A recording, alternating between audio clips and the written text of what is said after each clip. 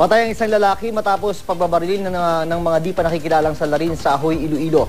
Ang biktima napagbintangan umanong aswang at may sala sa pagkamatay ng ilang alagang baboy sa lugar. Balitang hatid ni Carol Velayo ng GMA Iloilo. Labis na kalungkutan ang bumalot sa pamilya Custodio matapos mapatay ang 79 anyos na si Mang Roberto sa loob mismo ng kanilang bahay sa barangay Malayuan sa Ahoy, Iloilo. Base sa inisyal na investigasyon ng pulisya, 3 di pa nakikilalang lalaki ang nagtungo sa bahay ng pamilya Custodio Sabado ng umaga. Makikinom pa raw ng tubig ang suspect bago barilin si Mang Roberto. Nakadto sa panimalay nila.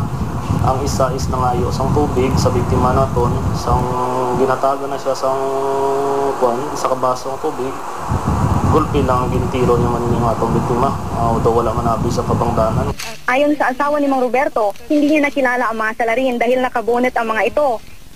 Kwento naman ng kanilang anak, nagsimulang pag-initan sa kanilang lugar ang kanilang pamilya nang mga matay ang alagang baboy ng isang residente. Siya raw ang pinaghinalaang pumatay sa mga baboy. Bagay na hindi naman daw niya ginawa. Nakaon kami sina. Inatuktukan niya na. Kasang basyawan. Ituubo niya kami sina. Ginasunog na gani yung balay namon. Kaya ang biktima ni Kuno, ginapasuni nga aswang dira sa barangay. Pero inuway man namon, di kami katutok dira sa mga kabangdanan. Ang amon nga tutukan is paano namon mga balaan ang mga suspects na ito. Kung ano gidabi ang bigkadto nila dito. Hustisya ang sigaw ngayon ng pamilya Custodio. Patuloy naman ang investigasyon sa insidente. Carol Velayo, GMA News.